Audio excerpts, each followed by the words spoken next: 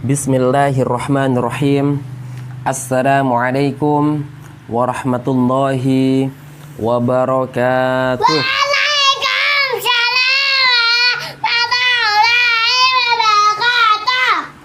Bismillahirrahmanirrahim. Bismillahirrahmanirrahim. Allahumma akhrijna min zulumatil wahmi wa akrimna binuril fahmi waftah alaina bima'rifatil ilmi wasahil lana abwaba fadlika ya arhamar rahimin. Nabda bil basmalah. Bismillahirrahmanirrahim. Alhamdulillahi rabbil alamin. Wassalatu wassalamu ala rasulina Muhammad sallallahu alaihi wasallam wa ala alihi wa sahbihi wa man tabi'ahu ila yaumiddin, amma ba'du. Hari ini kita masuk di hari ke-28 Ramadan 1441 Hijriyah. Hari Kamis tanggal 21 Mei 2020 Masehi. Kita melanjutkan dari kajian Ramadan kita yang kemarin tentang ringkasan hukum-hukum seputar puasa bagian 1, dan sekarang adalah bagian 2. Bapak Ibu yang dirahmati Allah Subhanahu wa ta'ala, faedah 1. Orang yang wajib berpuasa Ramadan harus karena iman dan ihtisab atau mengharap pahala, bukan karena yang lain. 2. Terkadang orang yang puasa mendapatkan luka, dahak, muntah, mendatangi air, dan bau bensin di tenggorokannya tanpa kehendak. Semua itu tidaklah membatalkan puasa selama tanpa sengaja. 3. Boleh bagi yang akan berpuasa untuk berniat puasa dalam keadaan junub, kondisi setelah bersetubuh atau keluar mani sebelum mandi, kemudian mandi setelah terbit fajar. Demikian pula wanita haid dan nifas jika bersih sebelum terbit fajar. 4. Jika wanita nifas sudah bersih sebelum 40 hari, hendaknya mandi, sholat, dan puasa. 5. Orang yang puasa boleh bersiwak, yaitu membersihkan gigi dengan kayu siwak sepanjang hari, dan itu sunnah seperti ketika tidak berpuasa. 6. Wajib bagi orang yang puasa untuk menjaga kewajiban-kewajiban dan meninggalkan perkara haram, menjalankan perintah dan meninggalkan larangan agar puasanya diterima dan mendapatkan kemenangan. 7. Hendaknya memanfaatkan waktunya dengan amal-amal soleh seperti sholat, sedekah, membaca Al-Quran, berzikir kepada Allah, berdoa, dan beristighfar. Ramadan merupakan ladang ibadah untuk membersihkan hati dari kerusakan. 8. Wajib bagi orang yang berpuasa untuk menjaga anggota tubuhnya dari dosa, berbicara yang diharamkan, melihat yang diharamkan, mendengar yang diharamkan, makan dan minum yang diharamkan, menikmati yang haram, dan mendatanginya agar puasanya bersih, agar puasanya diterima dan berhak mendapat pengampunan dan pembebasan dari api neraka. 9. Bagi yang dibolehkan tidak berpuasa Ramadan seperti orang sakit dan musafir, tidak boleh dipuasai orang lain. 10. Jika bersafar untuk tujuan agar tidak berpuasa, perjalanan dan berbukanya menjadi haram, wajib baginya berpuasa. 10. 10 sudah ya. 11. Jika ada orang yang diwajibkan puasa ingin makan atau minum karena lupa atau jahil, wajib bagi yang melihatnya untuk mengingatkan, karena hal itu termasuk tolong-menolong dalam kebaikan dan takwa. 12. Tidak batal puasa jika tiba-tiba ada serangga, ada debu, atau asap tertelan tanpa sengaja, karena hal itu tidak dapat dihindari. 13. Jika makan atau sahur tetapi ragu akan terbitnya fajar, puasanya sah karena pada asalnya masih adanya malam. Siapa yang makan atau berbuka tetapi ragu akan tenggelamnya matahari, puasanya tidak sah karena pada asalnya masih adanya siang. 14. Disukai melakukan kedermawanan di bulan Ramadan dan tilawah atau membaca Al-Quran, meneladani Nabi SAW sekaligus untuk mendapat pahala. 15. Di antara sebab pengampunan di bulan Ramadan adalah adanya ibadah puasa, salat tarawih, salat pada malam Lailatul Qadar dengan iman dan ihtisab, yaitu mengharap pahala, membaca Al-Quran, zikir, doa, istighfar, bertobat kepada Allah, memberi makan orang yang berbuka puasa, dan sedekah. 16. Sedekah yang paling utama adalah sedekah yang dikeluarkan pada bulan Ramadan. 17. Mustahab atau yang disukai mengqadha atau mengganti puasa Ramadan yang ditinggalkan dengan segera dan berurutan, tetapi bukan wajib. Ini hanya mustahab saja ketika mengqadha. 18. Boleh mengganti puasa di musim panas yang siangnya panjang pada musim dingin yang siangnya lebih pendek. Demikian sebaliknya. 19. Berpuasa lebih baik bagi mereka yang dibolehkan untuk berbuka selama tidak memberatkannya, sebagaimana firman Allah, wa antasumu khairul lakum in kuntum ta'lamun, dan berpuasa lebih baik bagimu jika kamu mengetahui. Al-Baqarah 184. 20. Puasa adalah madrasah ruhiyah untuk mendidik jiwa dan membiasakannya bersabar. 21. Di antara kekhususan 10 akhir Ramadan adalah istihbab, disukai melakukan hal-hal berikut. 1. Menghidupkan malam dengan sholat dan ibadah. 2. Membangunkan keluarganya untuk melakukan sholat. Ya, nanti kita sholat ya, sholat malam lagi kayak kemarin. 3. I'tizal zaujah, tidak menyibukkan diri dengan istri, tetapi menyibukkannya dengan ibadah. 4. Mandi antara waktu maghrib dan isya. Disebutkan oleh Ibnu Rajab dalam Lataiful Ma'arif halaman 207 dari Aisyah radhiyallahu anha, Nabi SAW jika masuk Ramadan melakukan sholat malam dan tidur. Jika masuk 10 hari terakhir, beliau mengencangkan ikat pinggangnya, menjauhi istri, mandi di antara 2 azan, dan menjadikan Aisyah waktu sahurnya. Diriwayatkan oleh Ibnu Abi Asim dan sanadnya muqarib. Mandi di antara 2 azan yang dimaksud adalah maghrib dan isya, sebagaimana yang ditunjukkan dalam riwayat lain. Sebagian salaf melakukan mandi ini jika menduga malamnya akan terjadi Lailatul Qadar. Wallahu alam bissawab. Dan kelima, i'tikaf, yaitu berdiam diri di masjid untuk melakukan ketaatan kepada Allah Ta'ala. Oke, selanjutnya nomor 22. Bapak Ibu yang dirahmati Allah Subhanahu wa Ta'ala, puasa ibarat rumah sakit yang menyembuhkan banyak penyakit. Sebagaimana hadis, sumu tasihhu, berpuasalah engkau akan sehat. Berpuasalah engkau akan sehat. Hadis riwayat Ibnu As-Sinai dan Abu Nuaim dan dihasankan oleh Asy-Syuyuti. Al-Munziri berkata di dalam At-Targhib wa Tarhib, diriwayatkan oleh At-Tabrani dalam Al-Awsat, riwayatnya thiqah, terpercaya.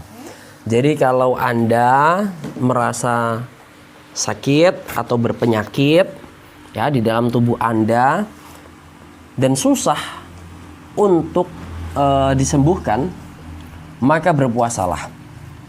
Tetapi dengan syarat puasa kita itu tidak memberatkan kita atau menambah parah sakit kita atau penyakit kita.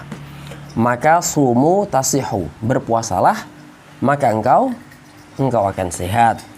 Nomor 23, mustahab, disukai bertakbir pada malam Idul Fitri sampai sebelum sholat Id dan menampakkannya di masjid, di rumah, dan di pasar.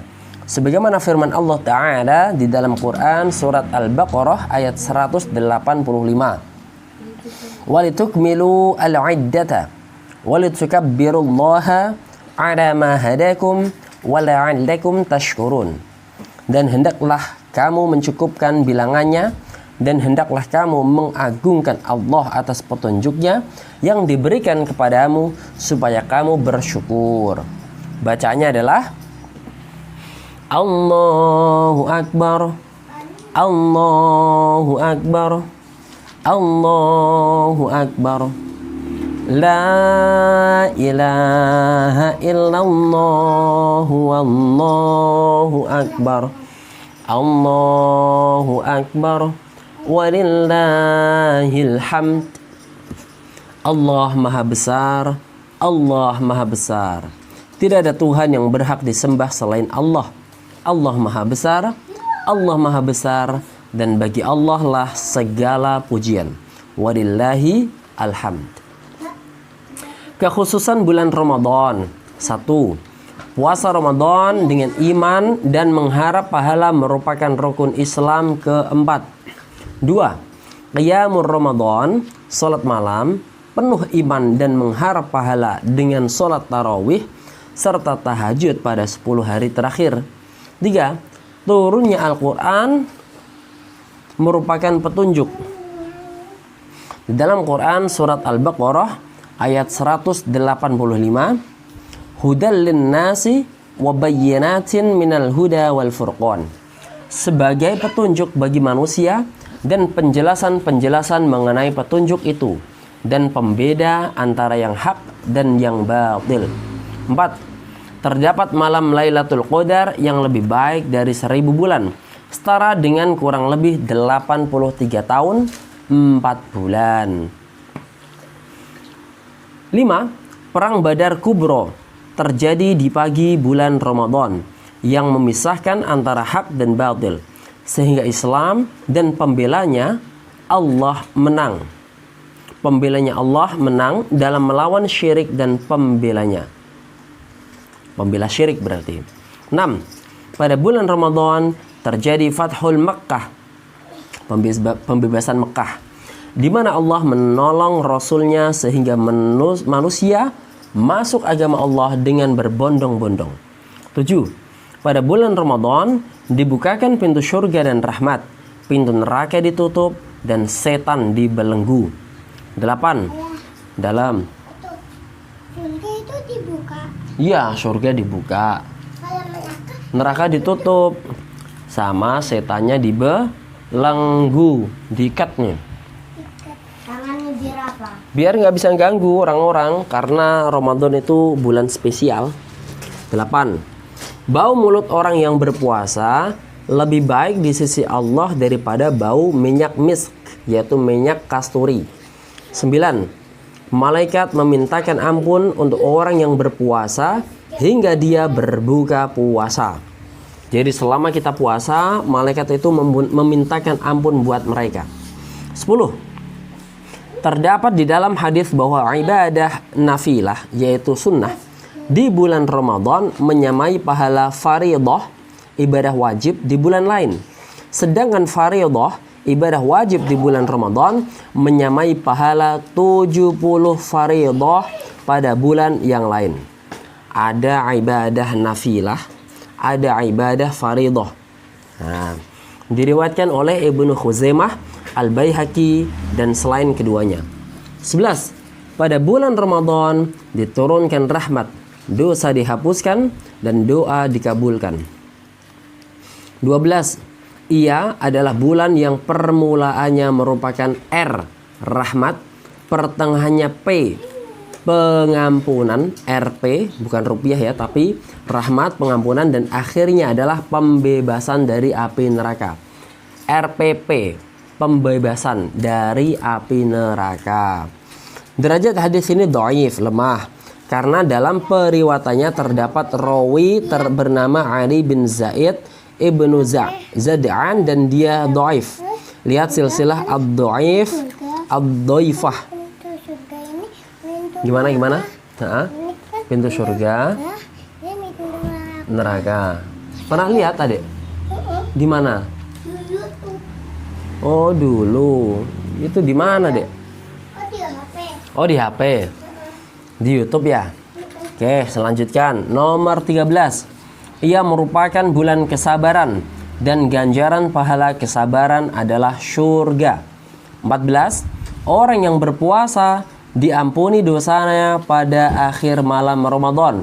Hal itu sebagaimana seorang pekerja yang mendapat upah setelah usai dari pekerjaannya. Berapa banyak keberkahan dan kebaikan pada bulan Ramadan. Sudah seharusnya kita memanfaatkan kesempatan ini untuk bertobat kepada Allah Ta'ala dan beramal soleh. Semoga kita termasuk orang-orang yang diterima dan mendapatkan kemenangan. Amin Allahumma. Amin. Bapak Ibu yang dirahmati Allah Subhanahu wa Ta'ala, petunjuk saudaraku muslim, adik-adik semuanya. 1. Berpuasa Ramadanlah dengan iman dan mengharap pahala Allah Ta'ala agar dia mengampuni dosa kita yang telah lalu.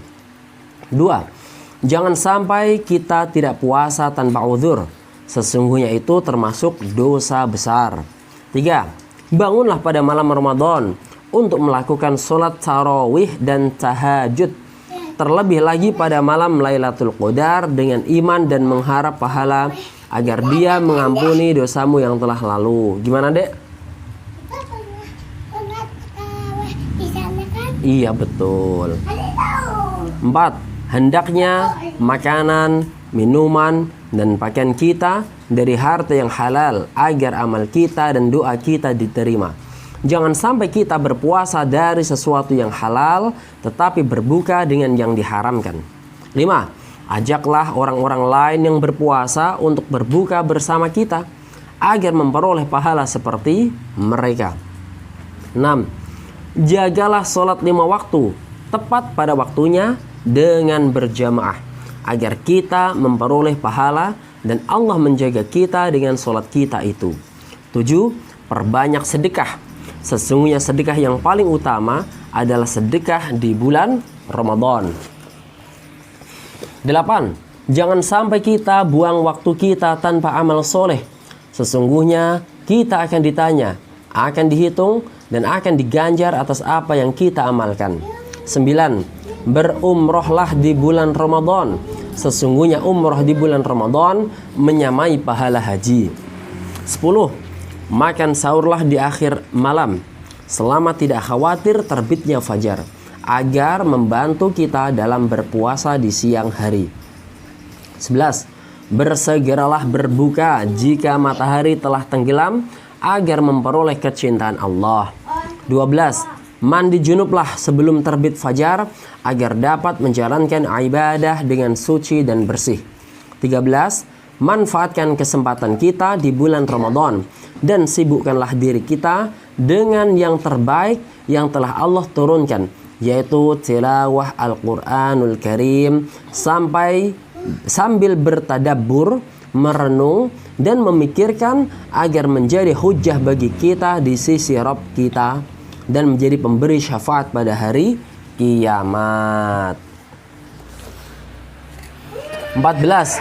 Jagalah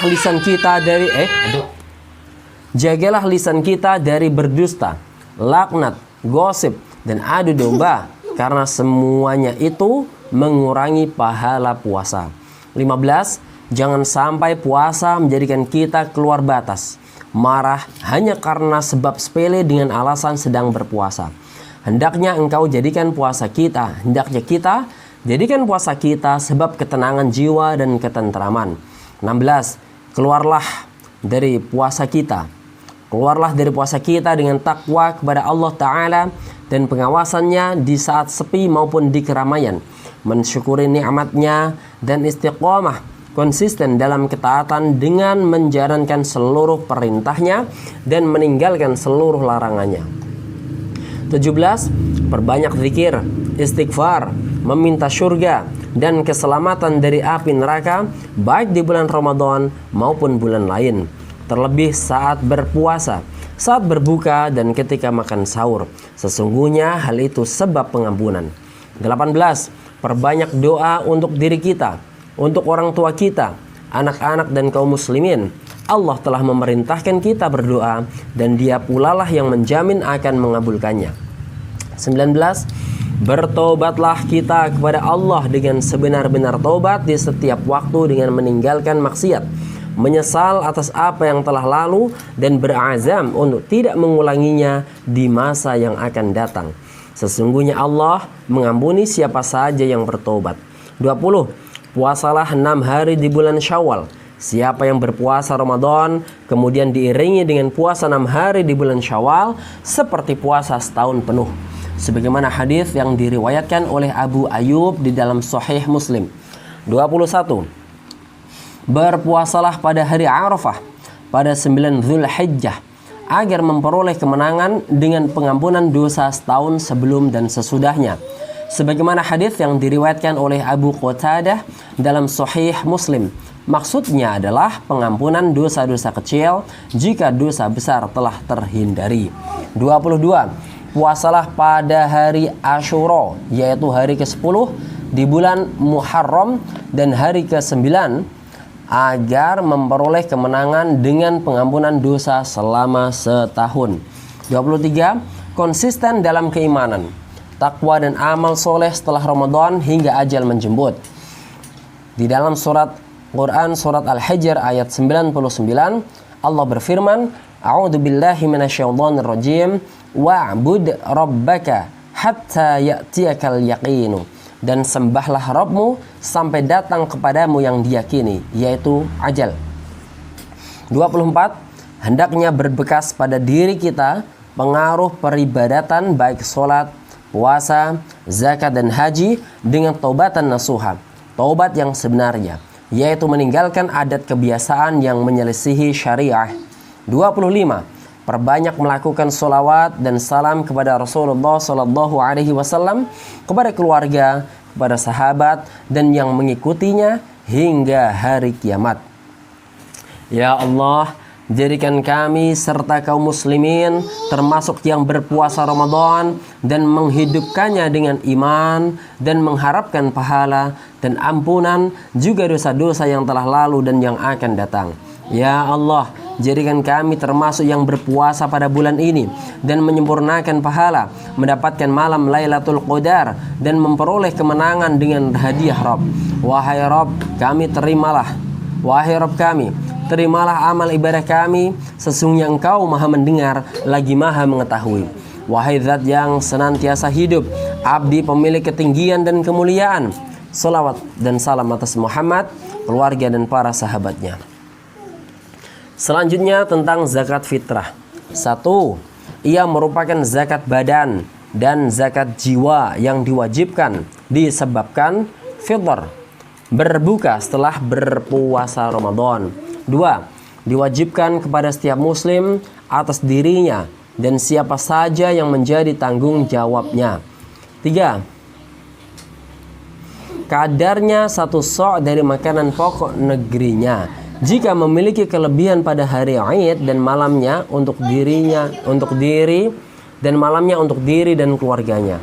4. Kadar sok nabawi adalah 4 mud, sedangkan mud adalah kadar 2 tangan orang pertengahan. 2 tangan orang pertengahan setara kurang lebih 2 kg sampai 3 kg. 5. Jika tidak mendapatkan sisa selain 1 sok, hendaknya tetap dikeluarkan sebagaimana firman Allah, fattaqullaha mastata'tum, maka bertakwalah kamu kepada Allah menurut kesanggupanmu. At-Taghabun ayat 16. 6. Barang yang paling utama adalah yang paling bermanfaat bagi kaum fakir, 7. Istihbab atau disukai mengeluarkan zakat bagi bayi di kandungan, tetapi tidak diwajibkan. Keistihbabannya bisa jadi sebagaimana yang diberitakan oleh Abdullah ibnu Ahmad dari Humaid ibnu Bakar dan Qatadah yang mengatakan dahulu Utsman mengeluarkan zakat fitrah anak kecil, orang dewasa dan janin dalam kandungan. Dan Utsman adalah salah satu khulafaur rasyidin yang diperintahkan untuk diteladani. 8. Zakat fitrah dikeluarkan sebelum sholat Id dan boleh dikeluarkan sehari atau 2 hari sebelumnya. Tidak boleh mengakhirkan mengeluarkannya setelah sholat Id tanpa uzur syar'i. 9. Tempat pengeluaran zakat adalah negeri yang engkau tinggal di dalamnya ketika mengeluarkannya. 10. Tidak boleh mengeluarkan uang dari zakat karena itu menyelisihi sunnah. Tidak boleh mengeluarkan uang dari zakat karena itu menyelisihi sunnah, kecuali jika tidak mendapatkan makanan atau orang yang mau menerimanya. Ketika itu boleh baginya mengeluarkan nilai sok setiap orang. 11. Zakat fitrah wajib setelah tenggelamnya matahari malam Idul Fitri. Siapa yang masuk Islam, menikahi wanita atau mendapatkan kelahiran bayi setelah matahari tenggelam, tidak wajib dikeluarkan zakatnya. Tetapi jika hal itu terjadi sebelum matahari tenggelam, wajib mengeluarkan zakatnya. 12. Boleh beberapa orang membayar zakat kepada satu orang atau satu orang untuk memberi beberapa orang. 13. Penyalurannya seperti penyaluran zakat, diutamakan kepada fakir miskin dan orang yang berhutang. 14. Zakat fitrah wajib sudah sampai kepada yang berhak atau wakilnya pada waktunya. 15. Hikmahnya adalah ia sebagai penyuci orang yang berpuasa dari lagwu, kesia-siaan, rofath, kemaksiatan, sebagai pemberi atau sebagai memberi makan orang miskin dan mencukupkan mereka dari meminta-minta pada hari Id atau hari raya, juga sebagai ungkapan syukur kepada Allah atau taufiknya sehingga dapat menyempurnakan puasa. Segala puji bagi Allah, Rabb semesta alam. Salawat dan salam senantiasa tercurah kepada makhluk terbaik, Nabi kita Muhammad, juga kepada keluarga, sahabatnya dan yang mengikuti mereka hingga hari kiamat. Rabbana fa'na bima 'allamtana rabbi 'allimna alladhi yanfa'una rabbi faqihna wa faqih alana wa qarabatin lana fi dinina ya Allah ya Rabbi. Berkatilah ilmu yang Engkau berikan kepada kami, pahamkan kami, keluarga kami, kerabat kami, agama. Sallallahu ala Muhammad, sallallahu alaihi wasallam, sallallahu ala Muhammad. Ya Rabbi salli alaihi wasallim. Bismillahirrahmanirrahim. Bismillahirrahmanirrahim. Allahumma akhrijna min zulumatil wahmi wa akrimna binuril fahmi waftah alaina bima'rifatil ilmi wasahil lana abwaaba fadlika ya arhamar rahimin. Nakhtatim bilhamdalah. Alhamdulillahirabbil alamin. Hadza wa syukran. Assalamualaikum warahmatullahi wabarakatuh.